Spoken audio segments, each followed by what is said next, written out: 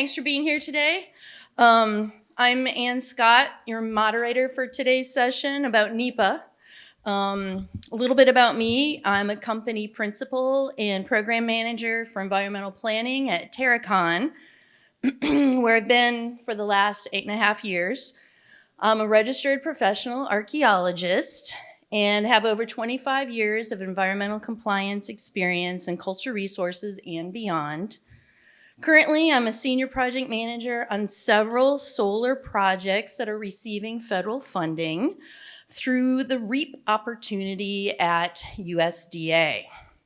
Utilizing that as my segue, let me introduce our speaker for the presentation, Compliance with the National Environmental Policy Act for Federal Funding, Jennifer Trombley-Peters. Jennifer is a NEPA program manager, is also from Terracon, and is from South Texas.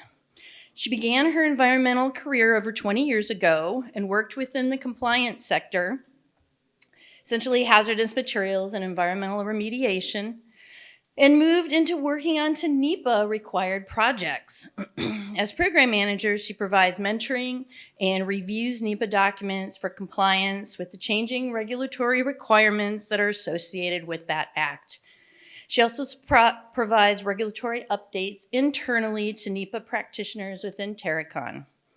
Through her career, she's prepared or managed over 300 categorical exclusion documents and 70 environmental assessments for agencies such as the U.S. Department of Agriculture, Department of Energy, Department of Defense, U.S. Housing and Urban Development, U.S. Army Corps of Engineers, and various state departments of transportation. When she's not working, she is enjoying the outdoors by way of hunting and fishing.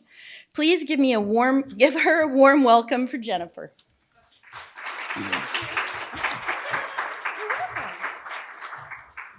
Thanks, Ann. All right. So just in case you're not sure if you really want to be here, this is what we're talking about today, National Environmental Policy Act compliance with. Just a little bit more about me, the same thing. Ann already talked about that. I didn't know I was going to have an intro, so feel free to skip that slide. Thank you, Ann. Just to make sure you're in the right location. If none of this sounds interesting to you, please feel free to run the room screaming with your hair on fire. I will not be disappointed or upset. So our agenda is to go over a review of regulation. I read regulations for fun. I am that kind of sad person. The why and the when does it apply? Levels of documentation, kind of what are you getting for the bank? What are you getting for your money? What are you paying for consultants to give you and to the agency, whether it's the USDA or DOE? What's the agency-specific regulations associated with that agency? No agency is the same, which is why consultants are always getting more opportunities because the U.S. government is not consistent at all. Timelines and planning so you won't get mad. And then also the objective is to be less confused about what you just walked into by saying, yes, I would love a grant or a loan from the USDA or DOE. This is what you're going to get into when you say yes. No one's left the room. All right, yes, we're doing good so far. All right. So the overview. It's a policy, it's an act. It started in 1969. I always say Nixon is my hero, probably the only one who'd ever probably say that.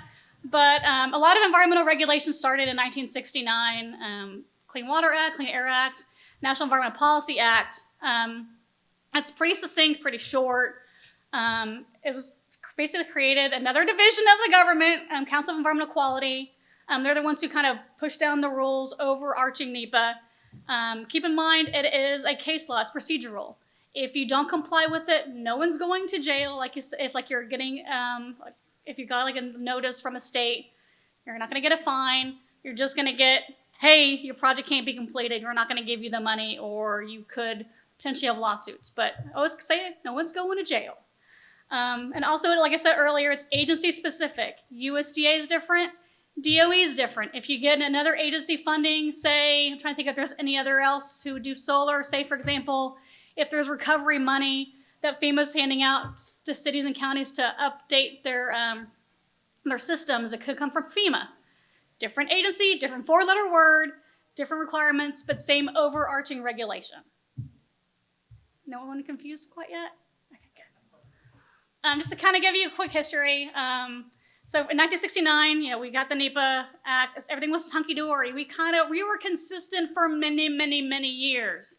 And then in 2021, that was really a bunch of executive orders came out. Most of NEPA is pushed through a lot of executive orders. A lot of other acts kind of go through NEPA. But the biggest one was the 13990, Protecting Health and Public Environment, which basically means in our documents, in our reviews, in order to comply with the act, is you have to look at climate change. That's not just, hey, is the sea level rise? Is that going to be in a floodplain? Is it that? Is it other? It's also, are your panels, are your turbines, are they resistant as well to climate change?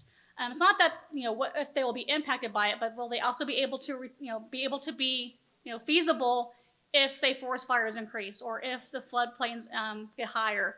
They want to make sure that they're not spending good money after bad.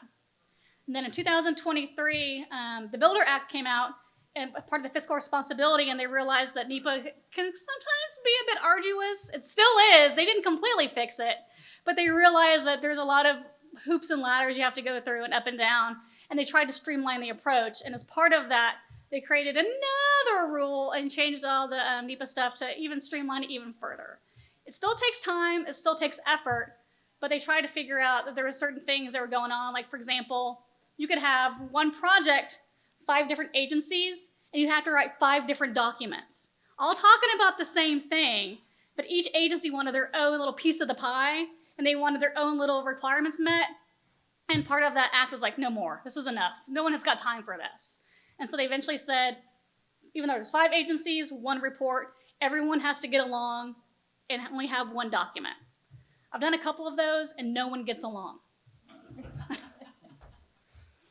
So the biggest part is, why in the heck would you need to do this? What makes you have to go through this whole rigmarole of complying with this act? Well, if you're going to have a major funding action, which means if you're going to receive federal funding, a grant, a loan, a tax voucher, anything that comes from the federal government, if you're going to have, or have a federal permit. Say, for example, you're going to cross a jurisdictional wetland. You're going to have a permit from the Corps.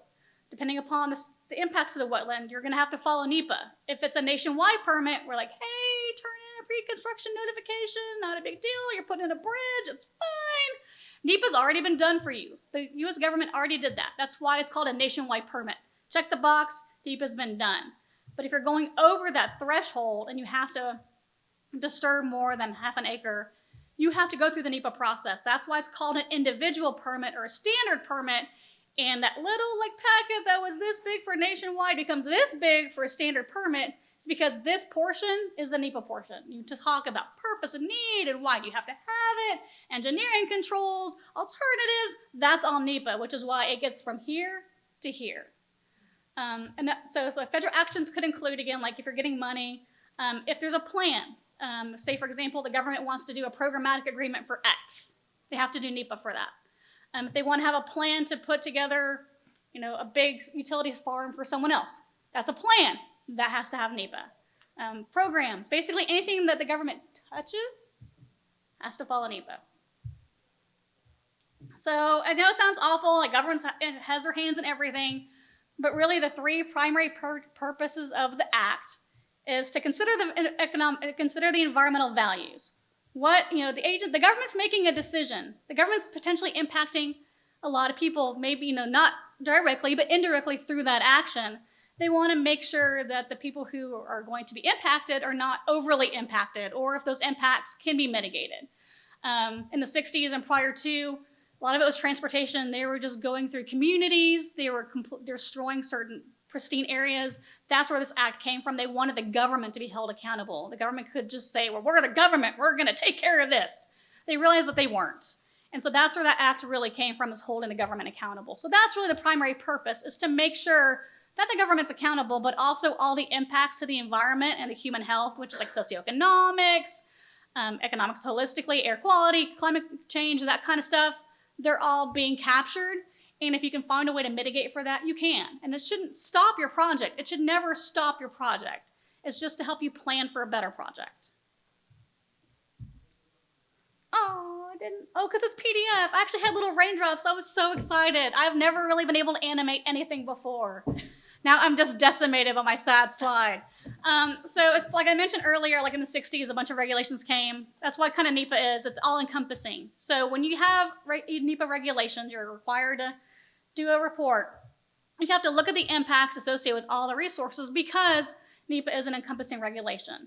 So your project and the document has to discuss and analyze air quality, because through the Air Quality and Clean Air Act, climate change, like I said, prime farmland, especially here in Nebraska and Iowa and areas like that. You have to look at that. Environmental justice, there's tons of executive orders for that. Native species, all that kind of stuff. All those regulations, all those other acronyms that you see as part of your application, like, did you meet this? Have you complied with that? All those other acronyms, that falls under NEPA. And we discuss those compliances within our documents. I'm so depressed. So to talk about documents, there's 4 different types of review for your project. There's an exempt, and that just basically, it's a money transfer. The government says, I'm gonna move money over here to over here, and it's more of like an internal processes, or it's to pay for someone. We're gonna pay for this accountant over here. We're gonna pay for this system over here. It's just a money exercise. The next is a categorical exclusion. Of course, because we live in the world of acronyms, we have 3 acronyms for one type of report or one type of review. You can either hear them called KTEXs, CEs, or CADEX. Pick your poison, pick whatever you want. If you're in my world, you know what it means. But basically, that type of project or impact is, historically, we already, the group holistically knows and the agency knows, like, we've done this before, we've done this project before, we know that there really aren't going to be any impacts, we've got enough documentation, let's just make sure, let's just double check this, and we'll call it a categorical exclusion. And it's a lot faster, a lot simpler process. The next process is, and I'll kind of go into this further a little bit later, is I have no idea if my project is going to impact anything, let's find out. Or the project is too big to be considered small enough to where there's no issues, you do an environmental assessment. And if it gets to the level to where like, oh no, I may have impacts, people may be upset, but I still want to do my project, that's when you do an environmental impact statement. And so that's kind of how you figure out the summary of the NEPA process. You start from here, start from your project. Is there a list? Is it category excluded? Yes. You're done. Sign the paperwork and you're good. If you don't know, you do an environmental assessment. As you're going down the pathway, if you figure out, oh no, there's impacts that we can't mitigate for and they're significant, kick it up to an EIS. If not, everything's fine, everything's good.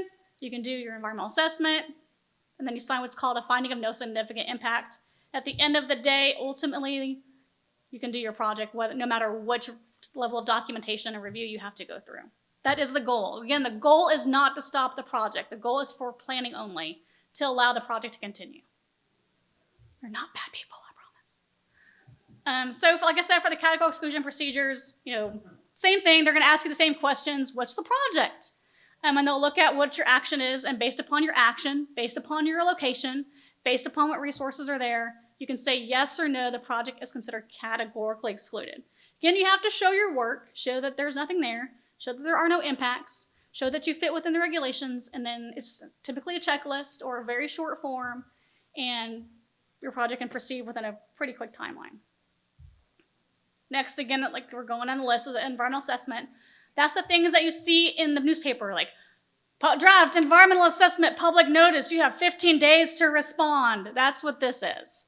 It should be concise. You should not see a document that's 100 pages. It should be very clear and concise, and so the public should understand what the project is, what the impacts are, and how you're going to fix those impacts.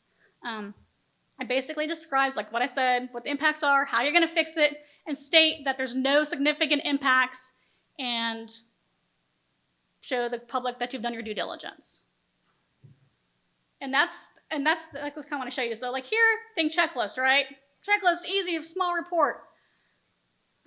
But if for an environmental assessment, there's a lot of other bits and pieces that go along with it because you're not sure what the impacts are. You're not sure what resources you have.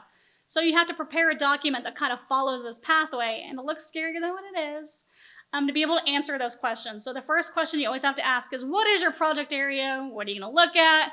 Plan for the worst, hope for the best. If you have a parcel of land and you don't know what your project layout's going to look like, assume you're going to blitz the whole entire parcel. You can always go smaller in your documents, but you can't go bigger. You can't go home again. So you put together your information, send it to hopefully the USDA or DOE to take a look at. Typically they don't respond, so you just move on. And then you start talking about what the resources are there, what your impacts are, and then you kind of, once you do that, you feed that document to the agency. Hopefully they bless it at some point. And then that document goes out to public notice. Once the public notice is complete, then you can finalize your document, and then you have a finding of no significant impact. But keep in mind, there's a lot of bits and pieces that I'll go to this, which is why the timelines are different. I'll go into timelines later, but just keep that in mind. It's not just here, it's here, here, here, here, here, here, here. And then there's the environmental impact statement. That's the big stuff, right? That's, pipelines, large programs, ginormous buildings, or like down here, that's BLM. They had a programmatic environmental impact statement for renewable systems. So they looked at renewable systems holistically over one of their large regions because they knew that people would be doing small generation projects. And so they looked at things holistically as a programmatic setting to hopefully streamline the process. So when leaseholders wanted to put solar systems on their property, they could do so much faster. That process right there for the EIS, for that programmatic, took 3 years. Again, timelines are key. So like I mentioned before, NEPA is very specific. So the timelines are pretty much the same. The regulate, like all the CEs or KTEXs or category exclusions, whatever you want to call them, environmental assessments, EISs are always the same. Those 3 categories never change. But like I said earlier, each agency is different.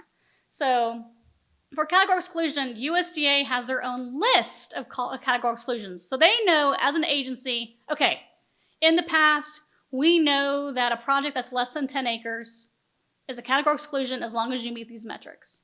Oh, we know a small scale development is this.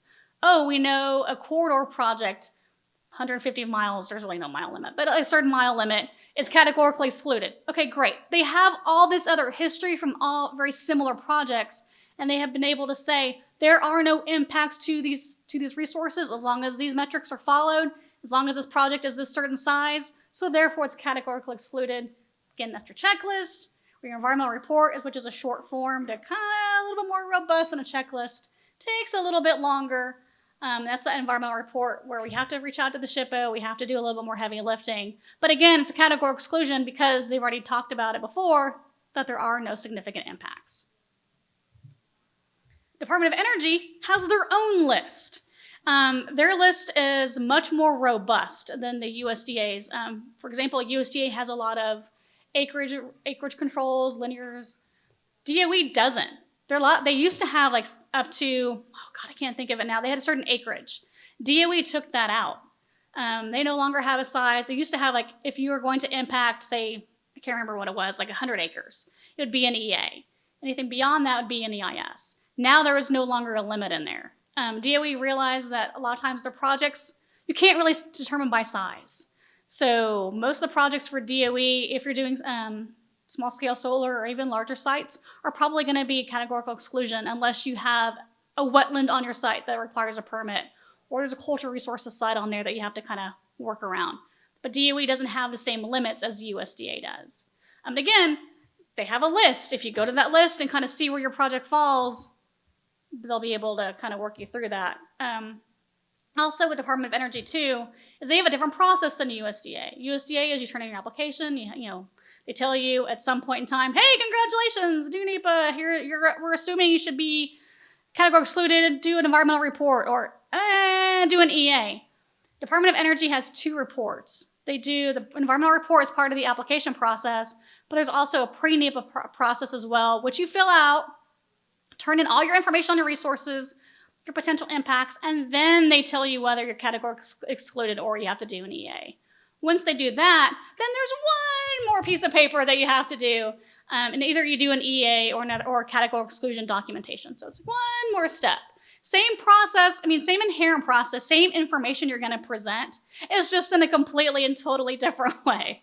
But at the end of the day, you're kind of doing the same stuff. It just looks different. I guess from like a difference between like a Ford and a Chevy, I guess. I don't know. I'm not a car person, but same inside, same engine, same carburetors, all the bits and pieces that are there. It just looks a heck of a lot different. You can tell I don't read slides, so this is just for informational purposes only. So what else do you have to do? Okay, I was told I have to comply with NEPA, and I got to do an environmental assessment, or I have to do category exclusion. Doing that report or asking someone to do it or hiring a contractor doesn't stop there. It's only the beginning. So wait, there's more. So if you have a virgin piece of land, or even if it's also developed from agricultural standpoint, you probably have to do cultural resources studies, threatened and endangered species studies, waters of the U.S., and that stuff up there, glare studies, bat and bird surveys.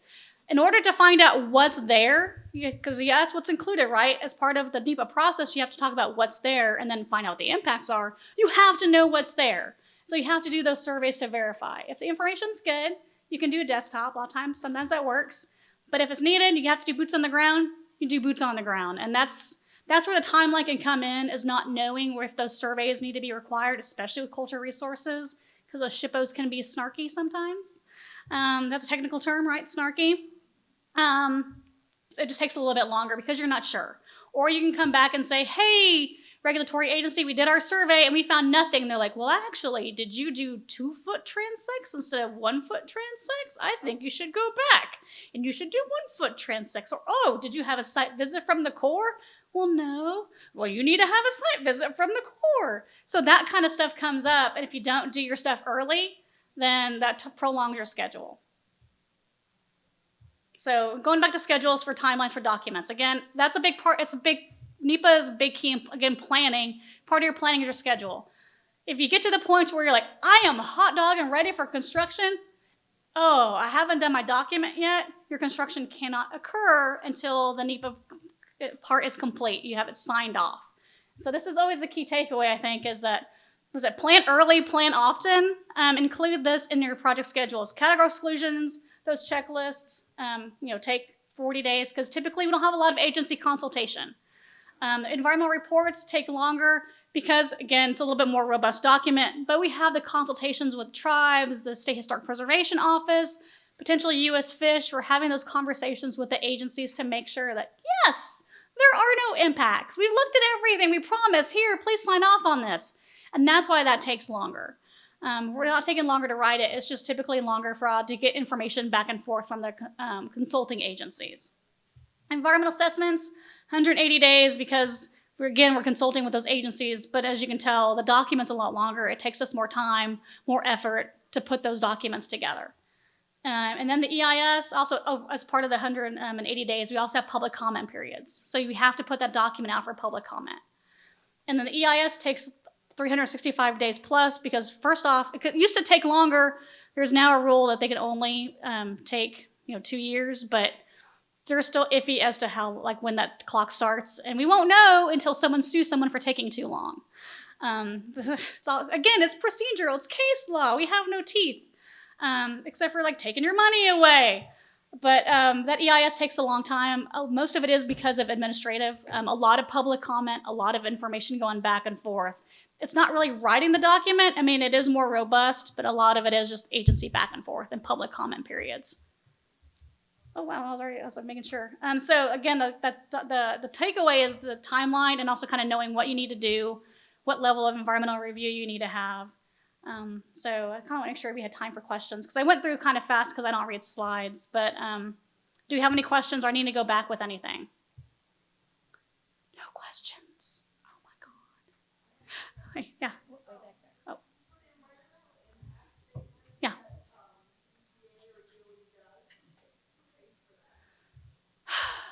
It's usually the applicant. I sigh because that's sad, right? It's because EISs require all those surveys. That a lot of that time, it's the government, unless the government kind of gets something out of it, right? If they're like, well, if you're doing it for that agency, say for example, the agency wants you to do something in order for them to utilize that resource. If you're building the facility for the DOE would pay for it. But if you're doing it as part of a MEAN or a REAP or something like that, it's up to the applicant to have that those funds available, and also be able to have those funds available throughout that period of time. Like we talked about, listen to another session. Funding is key, especially if interest rates goes up. You're kind of just hoping it doesn't get to an EIS point because of that cost.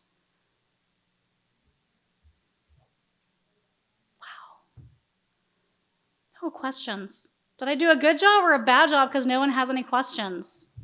So I was trying to go kind of fast because I wasn't sure, because I was like, oh, because my console I have a buzzed out. question. Yes. Yes, why, thank you, Anne. So, what are some of the challenges that you've faced recently trying to get these EAs taken care of? That's a really good question. So I go, oh, wow, I didn't even realize I had the on-off button. How fancy is that? So a lot of it goes back to kind of like that planning perspective of the agency involvement. Say, you're kind of going through the motion and you're going through, okay, we need to talk to SHPA, State Historic Preservation Office. One day I will make a list of acronyms and hand them out to everybody before I do a presentation. But say, it's an open piece of property. We know that we need to do an archaeological survey or a T&E survey because it's never been surveyed before. It's just safer that way. Well, we go do the survey first, depending upon what time of year. The scheduling is we may not be able to break ground. We may not be able to do the survey because vegetation, it's not growing season or the ground's rock solid. But once you provide that information, do the report, we send that to the state. The state has, for the agencies, they have 30 days to respond. The states are really inundated with a lot of reviews. So they can wait to day 29 to say, I need more information on X. Yeah, and I've seen it happen. And it could just be on page 54, I would like to see more information on X. Once they send that comment to you, you have to respond, you revise your report. Once you turn that report back in, they have another 30 days to respond. And they can, again, send another comment that says, you know what, I agree, but I forgot to catch this. It could have that prolonged because they're trying to kick things down the road because they're super busy. And you have no control over it. The only control that you could have is that hopefully your agency has a relationship with the state agency. So for example, if it just becomes tenuous and you're just like, this is just drawing out the project to where I can't do it, it's not sustainable, the city won't get their power, you can call the USDA or DOA and go, look, the State Historic Preservation Office is doing this. Can you be my advocate? And the agency has the ability, they have, and to say, tell the State Historic Preservation Office, enough is enough. We are not doing this. We are going to consider this action closed, and we are going to proceed. And they can do that. I have seen that as well. It takes some time, and it takes the agency to be able to, go to the be like an advocate for the applicant. But it has happened because they've seen SHPOs just keep pushing it down the road. But you have to have that conversation with your agency in order to get that done. Also with the U.S. Fish, same thing. U.S. Fish and Wildlife, if you have a survey and you have to do, bats are coming on the property, or now there's new species coming on. There's another butterfly that's now threatened. If you're having to have those conversations, the U.S. Fish and Wildlife doesn't have 30 days like the State Historic Preservation Office. They can take as long as they want. There is no timeline for that federal agency. So if you turn in a request for consultation like, hey, is what we're doing right? There's a species here. We're clearing their habitat. Can you give us a finding of effect or no effect, or tell us what you want us to do next? You could not hear anything back and constantly ask them for help until they decide to pick up the phone and call.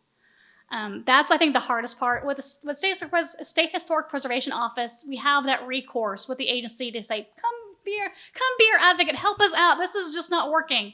With U.S. Fish, we really don't have that because it's a federal to federal agency. They don't really have that ability.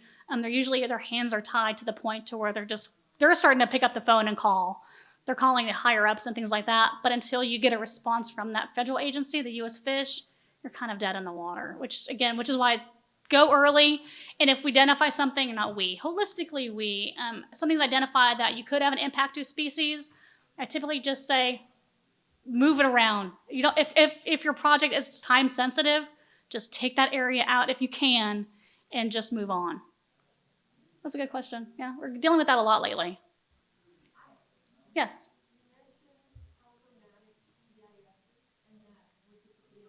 Mm-hmm. Yes. Oh, there you go. Look, there's a. Yeah, we can't hear your question. Can you hear me now? Yes. Okay, programmatic EISs, done for a region, for a particular kind of project. Mm-hmm. Let's say a developer comes into that region and wants to utilize federal funding to build a solar farm in that region where that EIS was prepared. What is their responsibility under NEPA when an area is already covered under a programmatic? So I think that's a really good question. And that's a fairly new thing, especially in this industry, is you have to document that your project is sufficient to, or fits the programmatic EIS. A lot of it can be an email or an official letter that says, here's my project description, here's my location, where it is within the area of the programmatic EIS, here are the resources that we're impacting or not impacting, and you kind of have to do kind of like those, like a cross matrix to show that your project fits within the programmatic EIS. Again, it doesn't have to be a lengthy report, but it needs to show that you're kind of checking the box, and then you send that up to the BLM, and they would approve it. But again, you have to do the heavy lifting to show that the project fits within their programmatic EIS. They did the bulk of the work already. It's just up to you to show that it fits. And they probably, since it's fairly new, they probably don't have like a formalized process yet. So more likely than not, it would be like a letter memo, just to kind of walk them through why that is. And then they would to say stamp it and file it away. And then the applicant would file it away as well. Good question. Anything else? We got 1 minute before they kick us out. All right. Well, I appreciate everyone's time. I hope I didn't scare anybody. Government funds are still good. Just plan.